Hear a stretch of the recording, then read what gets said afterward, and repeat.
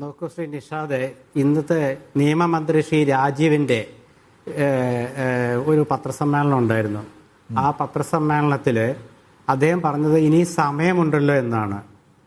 അതായത് ഇനി സമയമുണ്ടല്ലോ എന്ന് ചോദിച്ചാൽ അതിൻ്റെ അർത്ഥം എന്താ? ഒരു മന്ത്രിസഭയ്ക്ക് ഇത്രയും വലിയ ഒരു ജനകീയ പ്രശ്നം, ഒരു സാമൂഹിക പ്രശ്നം, ഒരു വിശ്വാസ പ്രശ്നം, ഒരു ആചാര പ്രശ്നം, ഇത് കുറേ കാലമായിട്ട് നമ്മൾ കാണുന്നത്. ഏതാണ്ട് 6 വർഷമായി.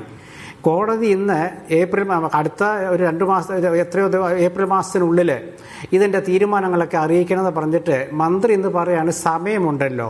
ഇതൊരു ഒബ്ജക്റ്റീവ് ടൈപ്പ് ക്വസ്റ്റ്യൻ അല്ലല്ലോ, ശരിയെന്നോ തെറ്റെന്നോ പറയാൻ. അതിൻ്റെ അർത്ഥം എന്താണ്? ഇത് നീട്ടി കിട്ടിയാൽ അത്രയും നല്ലത്. കാരണം തീരുമാനം എടുക്കാതെ കഴിക്കാമല്ലോ. ഇപ്പം ഏപ്രിൽ മെയ് മാസത്തിലെ ഇലക്ഷൻ വന്നാൽ പിന്നെ തീരുമാനം എടുക്കണ്ട. അപ്പോൾ അതുകൊണ്ട് അതാണ് ഇവരുടെ ഉദ്ദേശം. അതായത് വിപ്ലവം പറഞ്ഞാൽ വോട്ട് കിട്ടില്ലെന്ന് CPM മനസ്സിലായി. ഈ യുവതീ പ്രവേശം ഈ വിഷയം വന്നപ്പോൾ സുപ്രീം കോടതിയുടെ തീരുമാനം നടപ്പാക്കിയപ്പോൾ അന്ന് ഈ CPM നടത്തിയ ആ ഒരു പ്രചാരണം നമുക്കറിയാമല്ലോ. അതൊരു വലിയ ക്രെഡിറ്റ് ആയിട്ടാണ് ശബരിമലയിൽ പോലീസിൻ്റെ സഹായത്തോടെ അതൊരു പ്രത്യേക രീതിയിലൊക്കെയാണ് അന്ന് ചില സ്ത്രീകളെയൊക്കെ ശബരിമലയിലേക്ക് കൊണ്ടുപോയത്. ആചാരമല്ല, ഞങ്ങളെ മാറ്റത്തിനാണ് ആഗ്രഹിക്കുന്നതെന്ന് പറഞ്ഞ് കാണിക്കാൻ വേണ്ടിയിട്ട്. പക്ഷേ തിരിച്ചടിയായെന്ന് പിന്നീട് അവർക്ക് തോന്നി. പിന്നീട് അവർ വീടുതോറും കയറി മാപ്പ് മാപ്പ് മാപ്പ് എന്ന് പറഞ്ഞുകൊണ്ടിരുന്നു. 2019 ലോക്സഭാ തെരഞ്ഞെടുപ്പിൽ തോറ്റ് തുന്നം പാടിയ ശേഷം.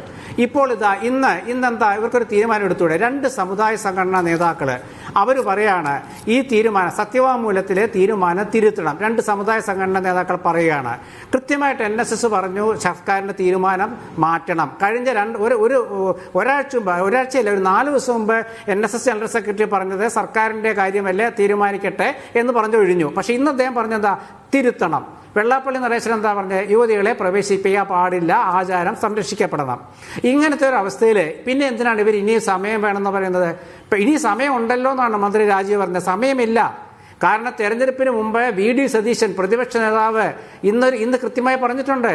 UDFന്റെ നിലപാട് എന്താണ്? ആചാരങ്ങൾ സംരക്ഷിക്കപ്പെടണം.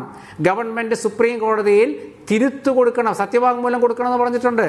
അത് UDFന്റെ നിലപാടാ. എന്താ LDFന്റെ നിലപാട്? എന്താ പറയാത്ത കൺവീനർ?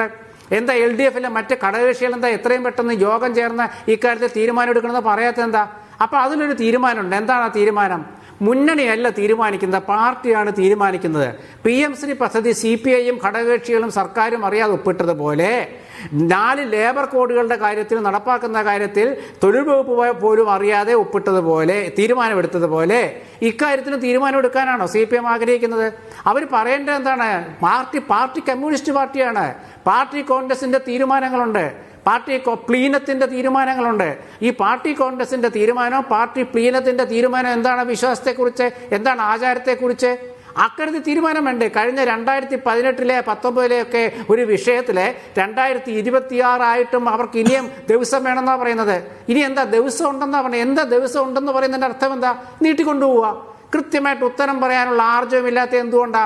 വോട്ട് കിട്ടില്ലെന്നുള്ള ഭയമാണോ? ഒരു കമ്മ്യൂണിസ്റ്റ് പാർട്ടി അല്ലത്. കേരളം ഭരിക്കുന്നത് ഇടതുപക്ഷമല്ലെന്ന CPM കോൺഗ്രസിന്റെ നിലപാട് വളരെ വ്യക്തമായിട്ട് വരികയാണ്. കാരണം എന്താ അറിയാമോ? LDF UDF ആണ്. നോക്കൂ നിഷാദ്, നിങ്ങൾ UDF എടുത്ത് നോക്കൂ. ഇടതുപക്ഷ പാർട്ടികൾ UDFിലല്ലേ? മറ്റേ RSP ആണെങ്കിലും ഫോർവേഡ് ബ്ലോക്ക് ആണെങ്കിലും CMP ആണെങ്കിലും RMP ആണെങ്കിലും ഒക്കെ UDFിലല്ലേ? LDFിൽ 2 കമ്മ്യൂണിസ്റ്റ് പാർട്ടികളല്ലേ ഉള്ളൂ. പിന്നെ ഏത് പാർട്ടിയാണ് പിന്നെ LDF എന്നൊക്കെ പറയാനുള്ളത്? അപ്പോൾ അതുകൊണ്ട് യഥാർത്ഥ UDF ഇടതുപക്ഷം എന്ന് പറയുന്നത് കോൺഗ്രസ് മുന്നണിയാണ്. ആ കോൺഗ്രസ് പറഞ്ഞിരിക്കുകയാണ് യുവതീ പ്രവേശനത്തിന്റെ കാര്യത്തിൽ കോൺഗ്രസ് നിലപാട് പറയുമ്പോൾ എന്തുകൊണ്ട് CPIM നിലപാട് പറയാൻ പറ്റുന്നില്ല, സർക്കാർ നിലപാട് പറയാൻ പറ്റുന്ന ചോദ്യം അവിടെ ഉണ്ട്.